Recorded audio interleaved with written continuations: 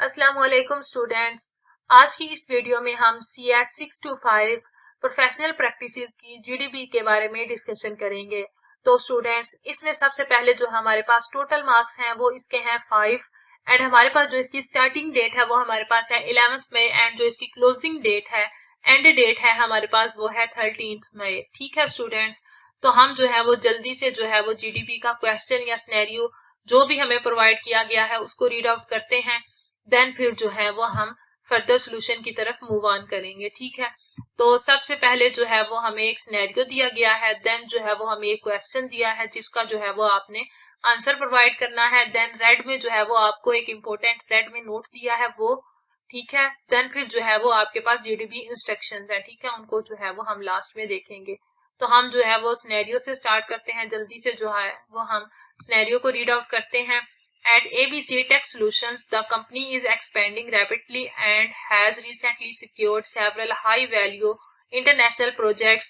The operations director is focused on meeting strict deadlines and increasing revenue, so he proposes assigning multiple projects to the same team can reduce hiring costs, fully utilize existing employees, and help the company handle more projects quickly.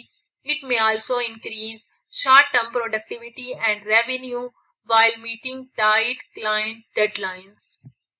However, project managers argue that overloading teams may lead to burnout, reduced software quality, and missed deadlines. The technical director also raises concern that without proper planning and source allocation, the company may compromise its professional standards and fail to meet client expectations. Some team members have already reported stress and difficulty maintaining focus due to excessive workload.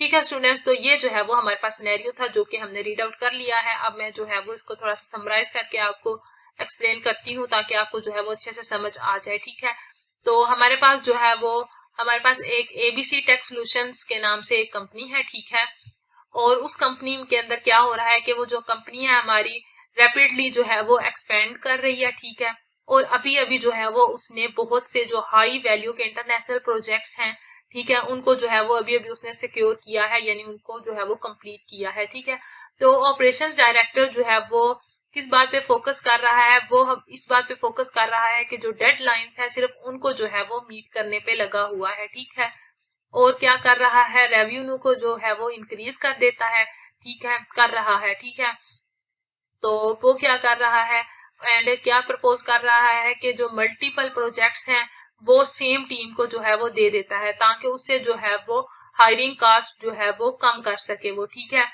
वो क्या कर रहा है, जो उसके पास existing employees हैं, ठीक है, उनको जो है वो फुली यूटिलाइज कर रहा है, मतलब उनके ऊपर जो है वो उनके जो जितना वो काम कर सके उससे ज्यादा जो है वो उसके ऊपर उसने जो है वो बर्डन डाल दिया है। ठीक है, और वो क्या कर रहा है, कंपनी की हेल्प कर रहा है कि जो है वो जल्दी से जल्दी जो है वो मोर प्रोजेक्ट्स जो है वो हैंडल कर सके। ठीक है, तो अब इससे क्या हुआ है, इससे हमारी जो है वो शॉर्ट टर्म प्रोडक्टिविटी इंक्रीज हो जाती है एंड रेवेन्यू भी जो है वो हमारा टोटल इंक्रीज हो जाएगा। ठीक है, क्योंकि आप जो है वो क्लाइंट की जो टाइट डेडलाइंस हैं उनको जो है वो आप मीट कर रहे हैं। ठीक है, तो उसके साथ साथ जो है वो उसने सिर्फ जो है वो कंपनी के टोटल रेवेन्यू और जो है वो प्रोडक्टिविटी पे उसने जो है वो देखा है, उसने जो है वो टीम जो है उसके ऊपर ध्यान नहीं दिया, उसके ऊपर जस्ट जो है वो उनके काम से ज्यादा जो है वो उसके ऊपर बर्डन डाल दिया है। ठीक है, आपको भी पता है कि जो है वो मल्टीपल प्रोजेक्ट्स जो है वो सेम टीम एक टाइम पे नहीं कर सकती है। ठीक है,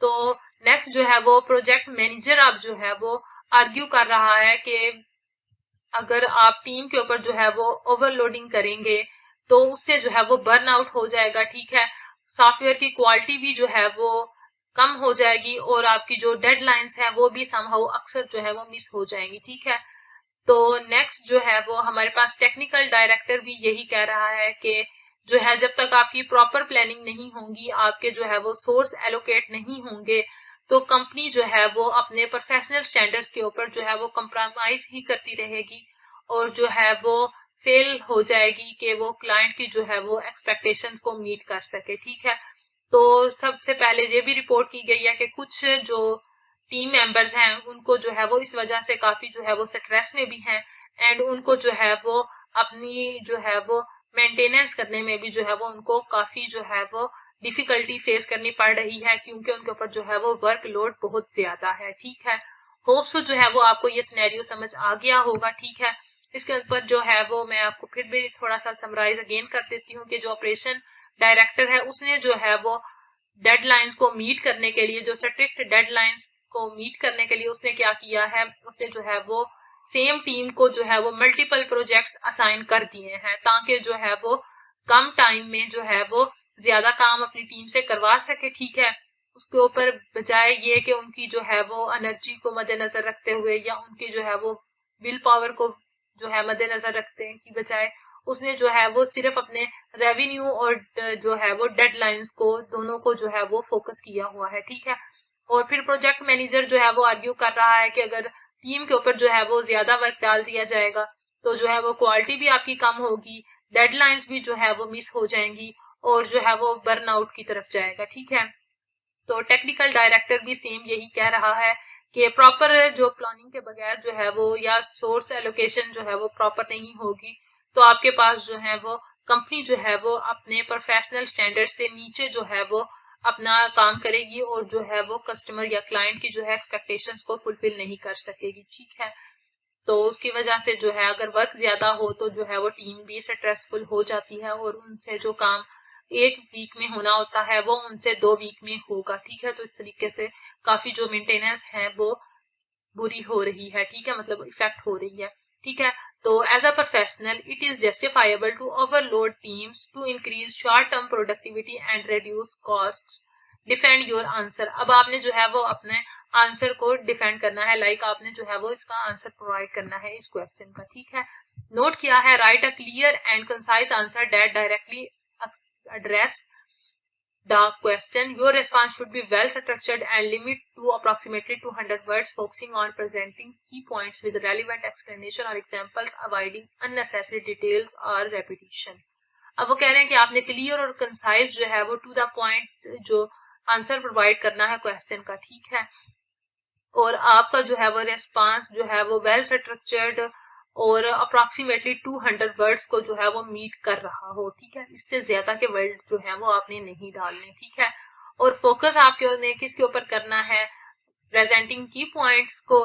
ठीक है, और विद रेलिवेंट एक्सप्लेनेशन या उसकी एग्जांपल्स और रेलिवेंट चीजें आपने डालनी है, जो अननेसेसरी चीजें हैं वो आपने नहीं डालनी। ठीक है, और आपने जो है वो जीडीपी के इंस्ट्रक्शन में ये लिखा है, इसको भी देख लेना है कि इसमें है कि आपने जो है वो मटेरियल को कॉपी नहीं करना इंटरनेट से भी या किसी स्टूडेंट से भी जो है वो कॉपी किया तो आपको 0 मार्क्स मिलेंगे इसके। ठीक है, और आपने जो है वो ड्यू डेट के अंदर अंदर ही जो है वो अपनी जीडीपी सबमिट करवानी है एलएमएस के ऊपर, उसके बाद जो है वो आपकी जीडीपी एक्सेप्ट नहीं होगी एंड जो है वो आपकी जो है वो जीडीपी एक स्पेसिफिक डेट के ऊपर क्लोज हो जाएगी एंड जो जैसा कि एक जो है वो स्पेसिफिक डेट एंड टाइम पे जैसे ओपन हुई है। ठीक है, वैसे ही जो है वो अगर आपका 13th लास्ट डेट है तो 13th को 11:59 PM तक आपने जो है वो अपनी करवानी है सबमिट। अगर आपकी नहीं होती तो उसके बाद जो है वो क्लोज हो जाएगी और जो है वो आप दोबारा से जो है उसके अंदर पार्टिसिपेट नहीं कर सकेंगे। ठीक है, और वो कह रहे हैं ये भी कि आपने जो है ये भी बात ध्यान में रखनी है कि आपको कोई एक्स्ट्रा टाइम या कोई ग्रेस टाइम जो है वो नहीं दिया जाएगा। ठीक है, और आप जो है वो जीडीबी को पोस्टिंग कमेंट पे भी जो है वो नहीं कर सकते। ठीक है, जो आपका रेगुलर एमडीबी होता है उसके ऊपर भी जो है वो आप अपना पोस्ट नहीं कर सकते हैं। ठीक है स्टूडेंट्स, तो हम जो है वो अब सोल्यूशन की तरफ मूव ऑन करते हैं जल्दी से। तो ये हमारे पास जो जीडीबी का सोल्यूशन है ये है, no it's not justifiable to overload teams for short term productivity and cost reduction. वो कह रहा है कि ये जस्टिफाइबल नहीं है कि आप जो है वो टीम के ऊपर वर्कलोड जो है वो ओवर डाल दें। ठीक है, ओवरलोड कर दें उसको सिर्फ जो है वो शॉर्ट टर्म प्रोडक्टिविटी के लिए और कास्ट को जो है वो रिडक्शन करने के लिए। ठीक है, तो although assigning multiple projects to the same teams may seem profitable in the short term, it creates serious long-term risks. Overloaded employees are more likely to experience burnout, stress, and reduced focus, which directly affects productivity and software quality. In software development, poor quality work often leads to bugs, rework, missed deadlines, and unhappy clients. अगर आप उनके ऊपर जो है वो ज्यादा burden डालेंगे तो वो अपना जो है वो फोकस तरीके से काम नहीं करेंगे, आपकी प्रोडक्टिविटी भी इफेक्ट होगी, आपकी क्वालिटी भी इफेक्ट होगी, आपकी डेडलाइंस भी जो है वो मिस हो जाएंगी, आपको उस काम के ऊपर अगेन वर्क भी करना पड़ेगा, और पुअर जो है वो आपकी क्वालिटी होगी, और जो है वो आपके जो है वो बग्स की तरफ लीड आउट करेगी। From a professional perspective from a professional perspective, proper resource planning is essential. A company should balance a workload according to team capacity, project complexity, and delivery timelines. Overworking staff may temporarily reduce hiring costs, but it can damage morale, increase turnover, and harm the company's reputation. ठीक है, तो अगर आप जो है वो work जो है वो उसके ऊपर ओवर डाल देंगे, ठीक है, मतलब उसको वर्कलोड कर देंगे, ठीक है, उसकी टीम की कैपेसिटी को ना देखते हुए, प्रोजेक्ट भी अगर कम्प्लेक्स हैं सारे, तो डिलीवरी भी जो है वो टाइमलाइंस नजदीक हैं, तो जो है ये काफी डिफिकल्ट हो जाएगा आपकी टीम के लिए, और फिर जो है वो आपकी टीम का जो है वो टर्नओवर भी जो है वो इंक्रीज हो जाएगा, और कंपनी की रेपुटेशन भी जो है वो डाउन हो जाएगी, एंड मोरल भी आपका जो है वो डैमेज होगा। ठीक है, for sustainable growth the better approach is to allocate resources wisely, is to allocate resources wisely, prioritize projects, and hire or train additional staff when needed. This ensures deadlines are met without compromising quality or professional standards. ठीक है, so while the idea may look beneficial in the short run, it is not a responsible or effective long term strategy. ठीक है students, तो ये जो है वो आपका सोल्यूशन है, आपने इसको जो है वो एज इट इज कॉपी नहीं करना। ये आपके टोटल 163 वर्ड्स बन रहे हैं, आप इसको जो है वो 180 तक भी लेके जा सकते हैं, 190 तक भी लेके जा सकते हैं। आपने इसको जो है वो ग्रामरली चेक कर लेना है, आपने जो है वो इसके अंदर पैराफ्रेजिंग टूल यूज करके सिनोनिम्स एंटोनिम्स यूज कर लेनी है। ठीक है, इसको मतलब इसकी वर्डिंग जो है ये नहीं रहने देनी, आपने इसकी वर्डिंग जो है वो चेंज कर देनी है। अच्छा, मैंने इस सोल्यूशन के आपको जो है वो 2 सोल्यूशन प्रोवाइड किए हैं। ठीक है, एक जो है वो नीचे मैंने प्रोवाइड किया है, एक जो है मैंने अभी आपको रीड करके बताया है। ठीक है, तो नीचे वाले की तरफ मूव ऑन करते हैं। No, it is not justifiable, ठीक है, it is not justifiable to overload teams to increase short term productivity and reduce cost. While the proposal aims for immediate financial gain, it ignores fundamental principles of software project management. This approach is professionally unsustainable for the following reasons. ठीक है, इन सारी reasons की वजह से जो है ये sustainable है। ठीक है, तो यहाँ से इसको देख लेते हैं। आगे हमारे पास है the cost of context switching. अच्छा, इसमें से जो है वो एक दो मैं आपको रीड करूंगी, बाकी जो है वो आपने खुद रीड आउट करने हैं। फर्स्ट वाला मैं रीड आउट कर देती हूँ, बाकी जो है वो आप दोनों खुद रीड आउट करेंगे। ठीक है, assigning multiple projects to a single team forces frequent context switching in software development. Shifting focus between different code bases and requirements creates significant cognitive overhead. This hidden waste can reduce a developer's actual productive capacity by up to 40%, effectively negating any perceived increase in speed. ठीक है, the cost of context switching में उसने जो है ये बात हमें कही है। नेक्स्ट जो है वो हमारे पास सेकंड वाली है quality degradation and technical depth. तो overloading leads to cutting corners. ठीक है, बाकी फर्दर जो है वो आपने खुद रीड आउट करने लेना है। ठीक है, कर लेना है। नेक्स्ट हमारे पास है human capital risk. The people element is a critical pillar of project success. ठीक है, आप सबको पता है कि पीपल जो है वो क्रिटिकल एलिमेंट है प्रोजेक्ट की सक्सेस में। ठीक है, excessive workload leads to burnout, decreased morale and high employee turnover. ठीक है, ये होप सो आपको जो है वो इसकी समझ आ गई होगी कि एक्सेसिव वर्कलोड को जो है वो किस तरफ लेके जाता है। एक्सेसिव जो वर्कलोड है वो हमें किस तरफ लेके जाता है, बर्नआउट की तरफ, मोरल डिक्रीज होता है, और एम्प्लॉय का जो है वो टर्नओवर भी हाई हो जाता है। ठीक है, एंड इन कंक्लूजन क्या है, sacrificing long term stability and software integrity for short term revenue is a strategic failure that ultimately compromises client trust and organisational health. ठीक है स्टूडेंट्स, तो ये था आपका जीडीपी का सोल्यूशन, आपके प्रोफेशनल प्रैक्टिस के जीडीपी का सोल्यूशन। होप सो जो है वो आपको सिनेरियो की भी समझ आ गई होगी, एंड जो सोल्यूशन मैंने आपको बताया है वो भी जो है वो आपको समझ आ गया होगा, एंड आपको पता लग गया होगा कि आपने जो है वो किस तरीके से इसको रेडी करना है ताकि आपके जो है वो फुल मार्क्स आ जाए। आपने कॉपी बिल्कुल भी नहीं करना है, एंड आपने जो है वो इंस्ट्रक्शंस को फॉलो करना है। अब इधर यहाँ पे हम इंस्ट्रक्शंस की तरफ अगर जाना चाहें तो ये हम चले गए हैं, ठीक है। अब यहाँ पे उसने इंस्ट्रक्शंस में आपको कोई स्पेसिफिक लैंग्वेज नहीं दी, कोई स्पेसिफिक जो उसने है वो आपको फॉर्मेट नहीं बताया, ठीक है ना। उसने आपको कोई फॉन्ट बताई है कि आप ये फॉन्ट रखें, बस जस्ट उसने जो है वो वर्ड्स का बताया है। तो वर्ड्स को जो है वो आपने 200 से कम रखना है। आप 80 180 तक ले जाएं, 190 तक ले जाएं, मतलब 100 से अबव कोशिश करें। आप 150 से अबव जो है वो अपना सोल्यूशन बनाएं ताकि आपको जो है वो अच्छे मार्क्स मिल सकें, ठीक है। आपने कोशिश करनी है कि आप जो है वो 150 से अबव वर्डिंग लिखें ताकि आपको जो है वो अच्छे मार्क्स मिले। एंड देन फिर जो है वो आपने ये भी चेक कर लेना है जब आप इसे पोस्ट मैसेज करेंगे, देन फिर जो है यहाँ पे नीचे स्क्रॉल डाउन करके, अच्छा ये देखो अब यहाँ पे उसने लिखा हुआ है कि आपको यहाँ पे Ctrl+V और जो आपकी पेस्ट वाली कमांड है वो यहाँ कोर्स इंस्ट्रक्टर की तरफ से डिसेबल है, ठीक है। आप जो है यहाँ पे जो है वो इसके ऊपर पेस्ट कुछ भी नहीं कर सकते, ठीक है।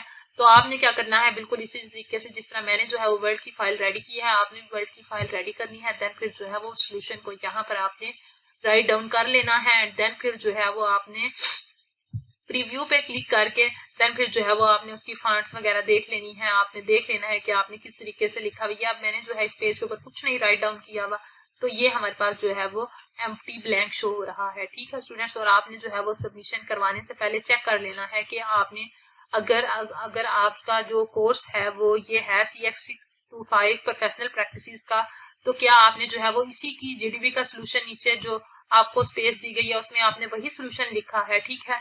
वो कंफर्म करके देन फिर जो है वो आपने इधर पोस्ट मैसेज पे क्लिक कर देना है, ठीक है। तो ताकि आपका जो है वो कंफ्यूजन ना हो, देन फिर आपको पता है कि आपकी जो है वो जीडीबी एडिट नहीं होती है। अगर आप एक बार जो है वो सबमिट करवा दें तो देन फिर जो है वो आपकी एडिट नहीं होती है, ठीक है स्टूडेंट्स। तो ये था आपका CS625 प्रोफेशनल प्रैक्टिसेस का जीडीबी का सोल्यूशन।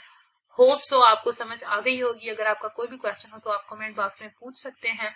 वीडियो को यहीं पे एंड करते हैं, मिलते हैं नेक्स्ट हेल्पफुल वीडियो में। तब तक अपना ख्याल रखिएगा एंड मुझे दुआ में याद रखिएगा। नेक्स्ट वीडियो तक के लिए अल्लाह।